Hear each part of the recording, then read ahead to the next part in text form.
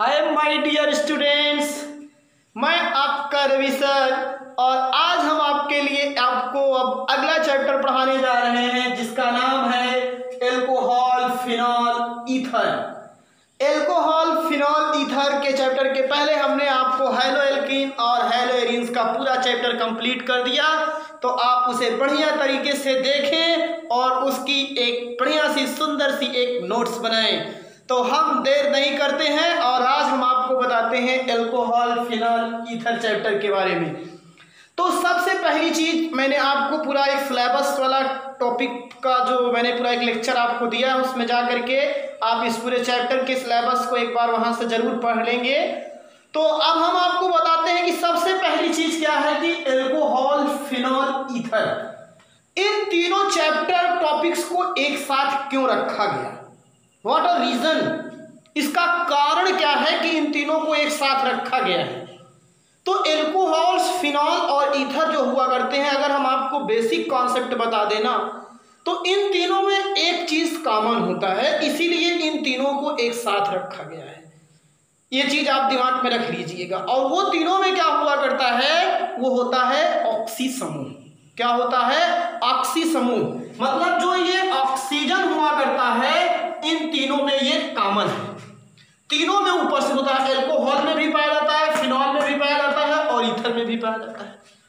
बस फर्क यही होता है कि जो एल्कोहल होता है, जो आपका एल्कोहल, ये हाल है, ध्यान दीजिएगा, नहीं कुछ और लिखिएगा।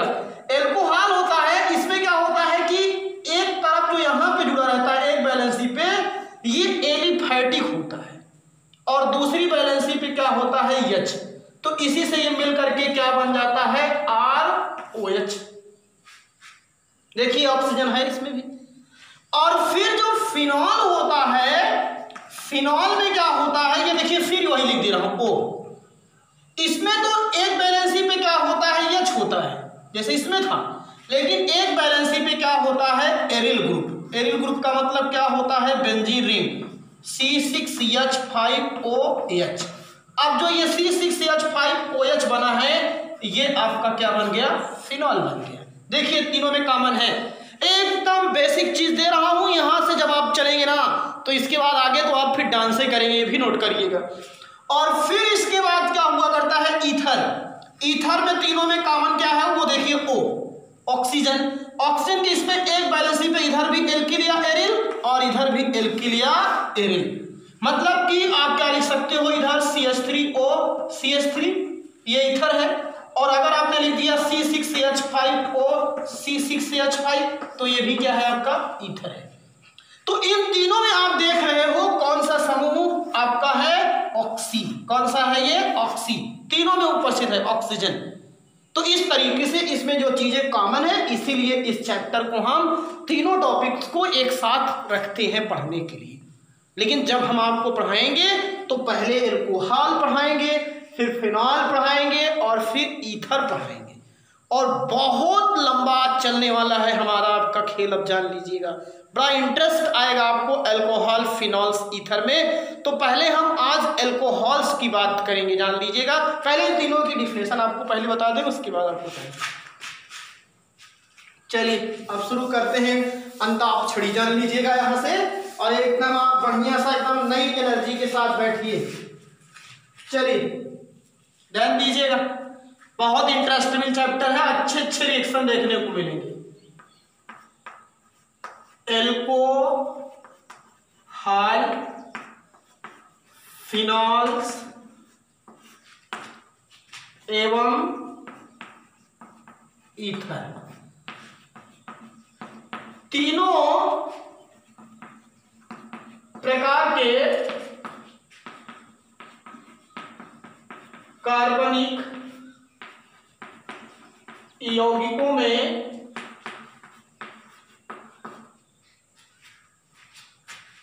ऐसे O, सिंगल बॉन्ड O, फिर इसके ब्रैकेट में क्या होता है, ये ऑक्सी समूह। तीनों में ऑक्सी समूह उपस्थित होता है, इसीलिए इन तीनों को एक साथ इंक्लूड किया गया है। क्यों इंक्लूड किया गया है मैंने बता दिया आपको, क्योंकि तीनों में ये एक ऐसा चीज है जो तीनों में प्रेजेंट्स है, तो इसीलिए इनकी प्रॉपर्टी भी कुछ सिमिलरिटीज होगी, इसीलिए इनको हम अध्ययन भी एक स्थान पे कर रहे हैं। तो ये चीज ध्यान दीजिएगा कि एल्कोहल्स, फिनॉल एवं ईथर तीनों प्रकार के जो आपके ऑर्गेनिक कंपाउंड्स हैं, इसमें आपका क्या हुआ करता है, ऑक्सी समूह क्या होता है, उपस्थित होता है। तो हम सबसे पहले यही जान लें कि एल्कोहल कब कहेंगे, एल्कोहल कह दीजिएगा, पहले हम एल्कोहल की बात करेंगे, इसके बाद तो भी सबका डिटेल पढ़ेंगे, लेकिन पहले इसको जानिए क्यों कारण है। एल्कोहल क्या होगा, एल्कोहल का सीधा होगा इसमें ऑक्सी समूह में, या ऑक्सी समूह की कितनी वैलेंसी है, दो वैलेंसी, दो वैलेंसी ना, ऑक्सी समूह की एक संयोजकता पर, बताइए क्या रहेगा, एलिफैटिक, या कह सकते हो एल्किल समूह, या इसी को कुछ लोग कहते हैं संतृप्त हाइड्रोकार्बन समूह तथा दूसरी संयोजकता पर जो सेकेंड, एक तो पे वो हो जाएगा संयोजकता पर हाइड्रोजन परमाणु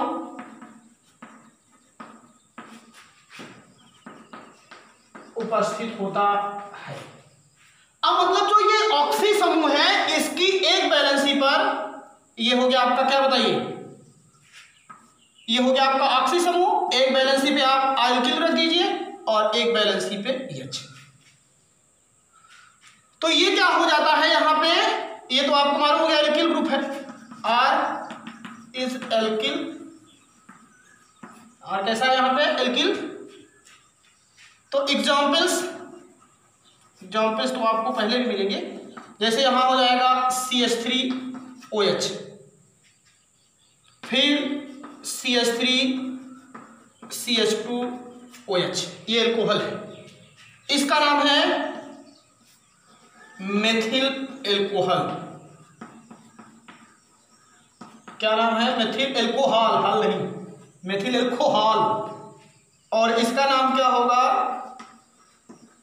एथिल एल्कोहल।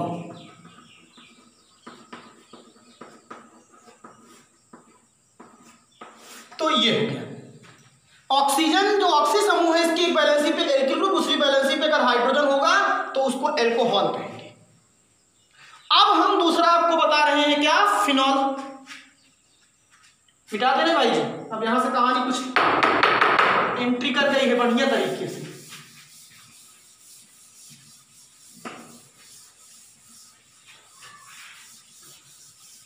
एक बार बढ़िया से पढ़िए, और आज का जो लेक्चर ये शुरुआत का बता रहा हूं, इसको तो जान लीजिए। अगर आप देखते हैं शुरू से तो बहुत अच्छा, ऐसे कहानी कोई होती है जब आप शुरू से पढ़ते हैं तो उसमें जितने भी पात्र होते हैं, जितने भी विलेन होते हैं, फिल्म देखिए शुरू में तो सबके बारे में थोड़ा थोड़ा आपको जानकारी मिल जाती है।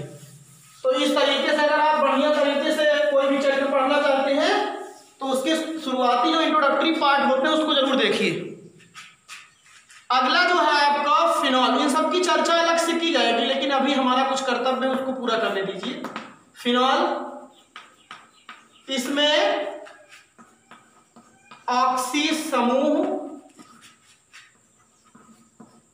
की एक संयोजकता,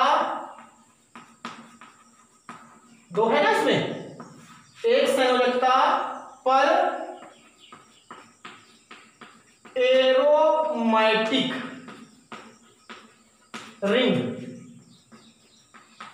या बेंजीन रिंग तथा दूसरी संयोजकता पर क्या होता है, हाइड्रोजन होता है। दूसरी संयोजकता पर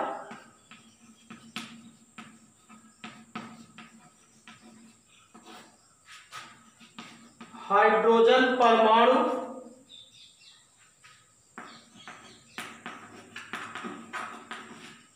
उपस्थित होता है।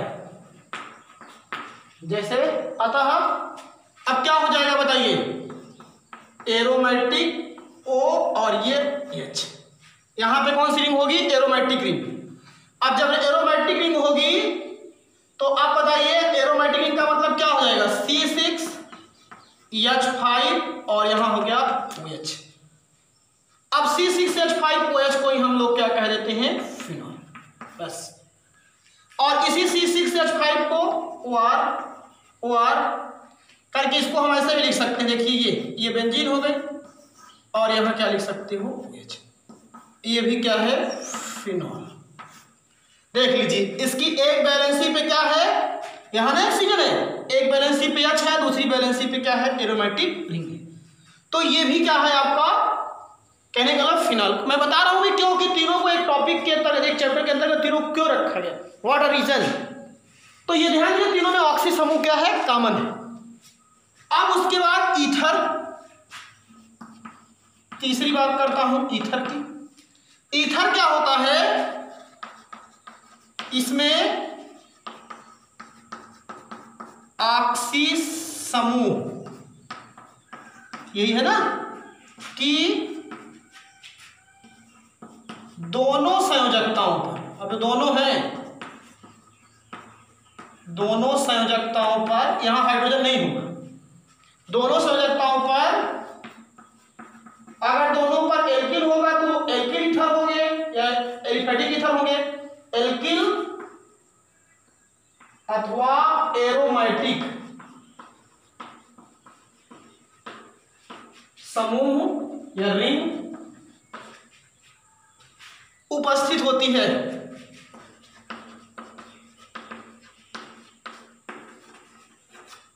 इनका अब इनका सामान्य सूत्र क्या हो जाएगा, बोलिए, ROR।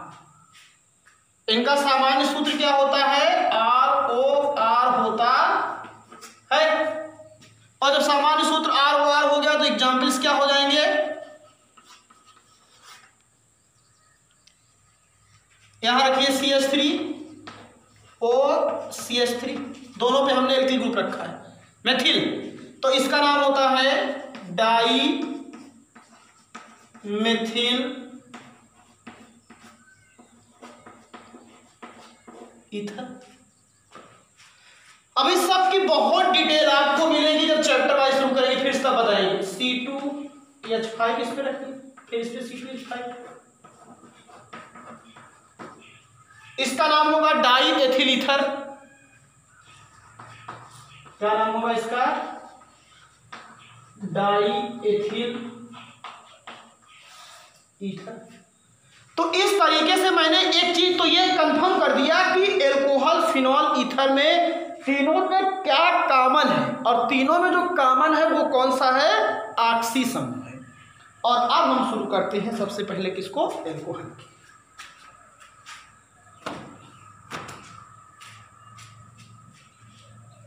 अब आप शुरू कर देते हैं इंट्रोडक्टरी पार्ट से बाद एल्कोहल की।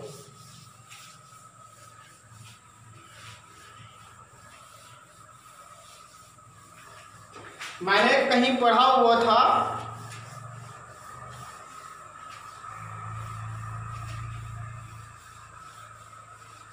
जो पानी से नहाते हैं लिबास बदलते हैं, जो पानी से नहाते हैं लिबास बदलते हैं, और जो पसीने से नहाते हैं वो इतिहास बदलते हैं। समझ में आया कुछ?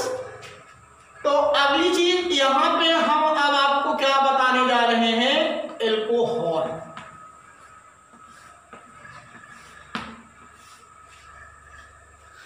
चलिए एल्कोहल का एकदम सीधा सीधा सा मैं दो डिफिनेशन इसकी आपको देने जा रहा हूं। पहली चीज, जब एलिफैटिक हाइड्रोकार्बन, कैसा हाइड्रोकार्बन, एलिफैटिक हाइड्रोकार्बन, जब एलिफैटिक हाइड्रोकार्बन या संतृप्त हाइड्रोकार्बन कहिए, जब एलिफैटिक या संतृप्त हाइड्रोकार्बन के हाइड्रोजन परमाणुओं को, किसी भी हाइड्रोजन परमाणु को हाइड्रोक्सिल समूह द्वारा क्या किया जाता है, विस्थापित कर दिया जाता है, तो प्राप्त समूह को एल्कोहल कहते हैं। जब एलिफैटिक हाइड्रोकार्बन या संतृप्त हाइड्रोकार्बन के हाइड्रोजन परमाणुओं को किसके द्वारा, हाइड्रोक्सिल समूह द्वारा विस्थापित किया जाता है, तो एल्कोहल समूह प्राप्त होता है। इसका सामान्य सूत्र ROH होता है। पहले ये डिफिनेशन समझ लीजिए। अब समझिए, पहले इसको लिखिए, ध्यान दीजिएगा। जब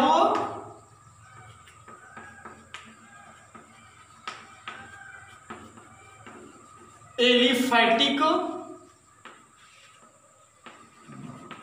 अथवा संतृप्त हाइड्रोकार्बन, जैसे मेथेन, एथेन, हाइड्रोकार्बन के किसी हाइड्रोजन परमाणु को, किसी हाइड्रोजन परमाणु को हाइड्रोक्सिल समूह द्वारा विस्थापित कर दिया जाता है।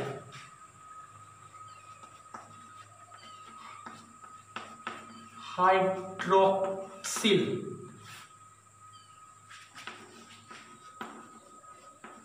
समूह ब्रैकेट में OH माइनस, हाइड्रोक्सिल समूह द्वारा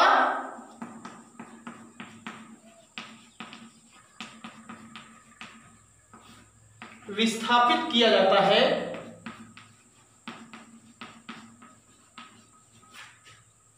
तो एल्कोहल प्राप्त होता है।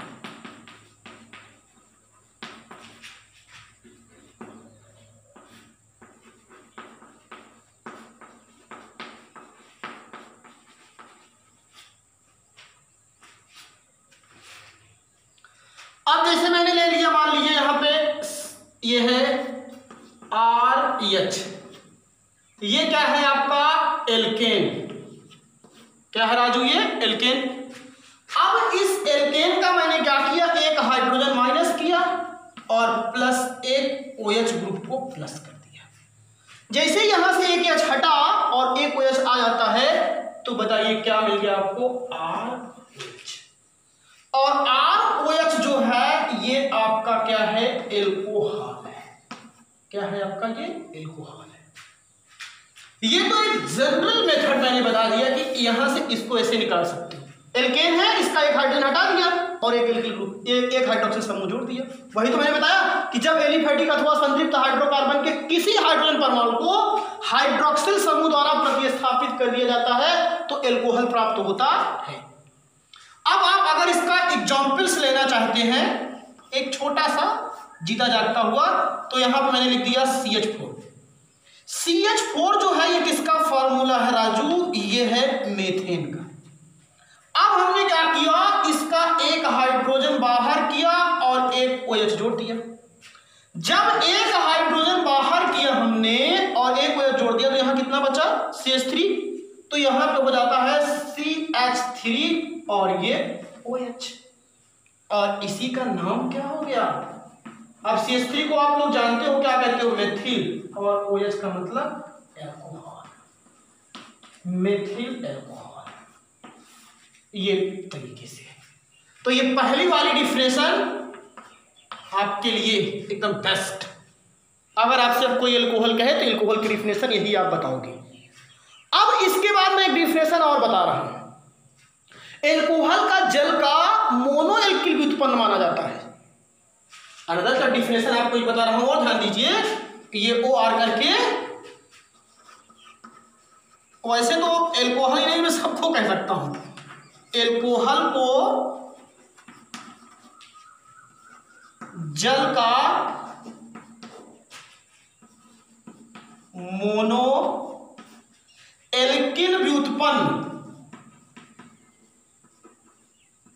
मोनो एल्किल व्युत्पन्न कहा जाता है।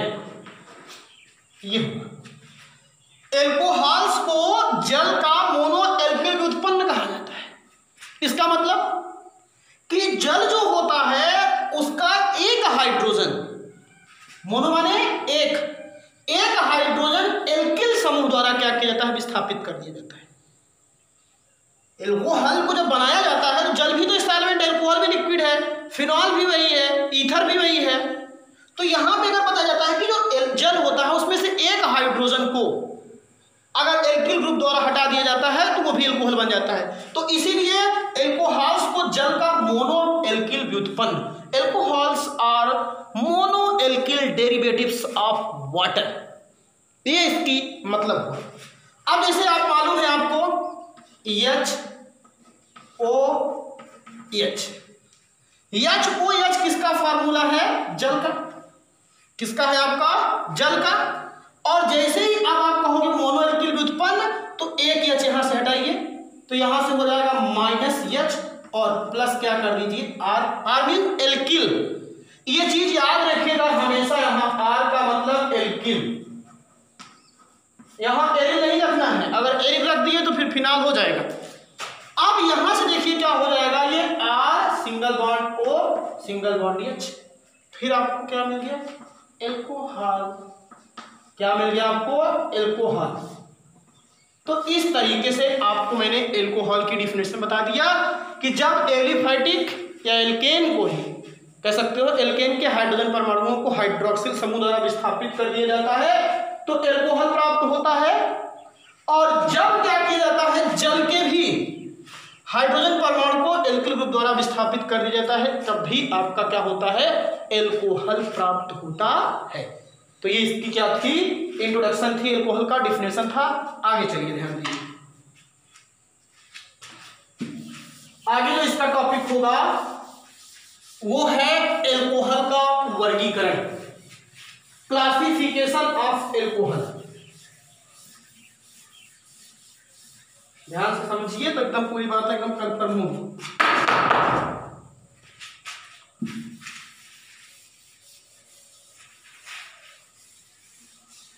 एल्कोहल का वर्गीकरण, क्लासिफिकेशन ऑफ एल्कोहल। अब ध्यान दीजिएगा, एल्कोहल का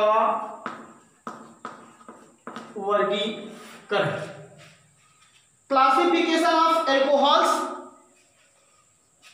तो जो ये एल्कोहल हुआ करते हैं इनमें जो हाइड्रोक्सिल समूह होता है, कभी कभी हाइड्रोक्सिल समूहों की संख्या 1 होती है जब एक हाइड्रोजन विस्थापित किया जाता है, 2 भी होती है, 3 भी होती है, 4 भी होती है, 5 भी होती है, 6 भी होती है। तो हाइड्रोक्सिल समूहों की संख्या के आधार पर एल्कोहल को निम्न भागों में बांटा गया है। तो ये चीज ध्यान दीजिएगा, यहां जो आपको मैं बता रहा हूं, हाइड्रोक्सिल समूहों की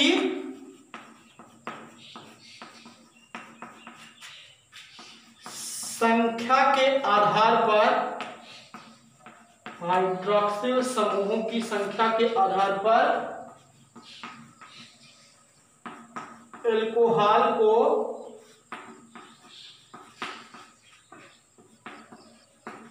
निम्न भागों में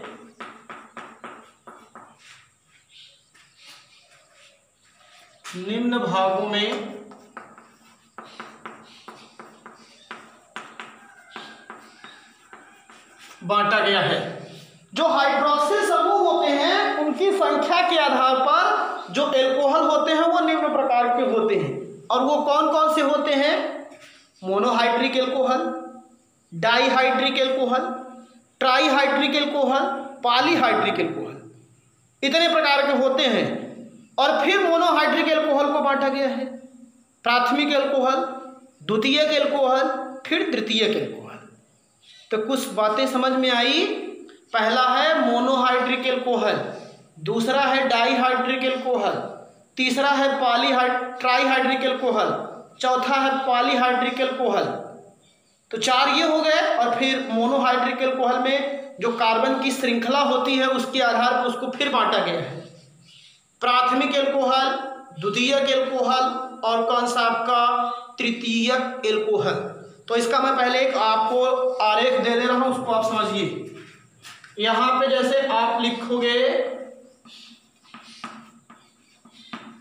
एल्कोहल, तो ये आपकी कॉपी है। कॉपी में सबसे पहले मोनोहाइड्रिक, अब एल्कोहल तो जानते ही हो सब लोग, फिर डाईहाइड्रिक, फिर ट्राईहाइड्रिक एल्कोहल, फिर लास्ट में पॉलीहाइड्रिक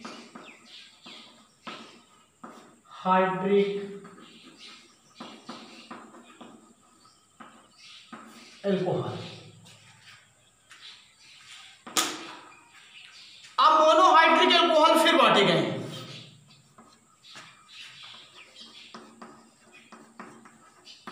प्राथमिक मोनोहाइड्रिक एल्कोहल, फिर द्वितीयक मोनोहाइड्रिक एल्कोहल, फिर तृतीयक मोनोहाइड्रिक एल्कोहल। तो ये प्राथमिक मोनोहाइड्रिक एल्कोहल, द्वितीयक मोनोहाइड्रिक एल्कोहल, तृतीयक मोनोहाइड्रिक एल्कोहल। तो ये पूरा एल्कोहल का क्या मैंने बता दिया क्लासिफिकेशन। अब एकदम सीधा सीधा आपको बता दें तो अगर जो बच्चे मोनो माने 1 होता है, डाई माने 2 होता है, ट्राई माने 3 होता है वो जानते हो तो समझ गए। ऐसे एल्कोहल्स जिसमें केवल एक हाइड्रोक्सिल समूह उपस्थित होता है उसको मोनोहाइड्रिक कहते हैं। मोनो माने 1, हाइड्रिक माने हाइड्रोक्सिल समूह। ऐसे एल्कोहल जिसमें 2 हाइड्रोक्सिल समूह अलग अलग कार्बन परमाणुओं से जुड़ा रहता है, ये नहीं कि कार्बन अलग अलग कार्बन परमाणुओं से जुड़ा रहता है, उसको डाईहाइड्रिक एल्कोहल कहते हैं। इसका सबसे बेस्ट एग्जाम्पल एथिलीन ग्लाइकॉल होता है।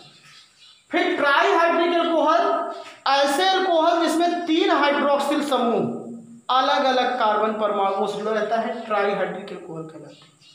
और ऐसे एल्कोहल जिसमें कितने 3 से अधिक हाइड्रोक्सिल समूह उपस्थित होते हैं, या 4 होंगे, 5 होंगे, 6 होंगे, तो उसको क्या कहोगे? पॉलीहाइड्रिक एल्कोहल कहोगे। और फिर मोनोहाइड्रिक को हमने बता दिया, इसमें हाइड्रोक्सिल समूह प्राथमिक कार्बन जुड़ा रहता है, इसमें हाइड्रोक्सिल समूह द्वितीयक कार्बन जुड़ा रहता है, इसलिए कार्बन का नेचर मैंने शुरू में बता दिया था। और इसमें जो होता है, जो हाइड्रोक्सिल समूह होता है वो तृतीयक कार्बन से जुड़ा रहता है। तो यही सब बातें आपको क्या की जाएंगी, यहाँ पे पूरी आपको बताई जाएंगी। तो एल्कोहल का पूरा ये क्लासिफिकेशन आप बढ़िया सा इसको क्या कर लीजिएगा, कॉपी में नोट कर लीजिएगा, बना लीजिएगा। और फिर हम कल आपको मोनोहाइड्रिक एल्कोहल से क्या करेंगे, विजुअल तरीके से अगले वाले लेक्चर्स में आपको बताएंगे। तो इतना आज आप यहाँ पे इसको इंक्लूड करिए और तब तक आप लोग खुश रहिए, प्रसन्न रहिए। थैंक यू, धन्यवाद।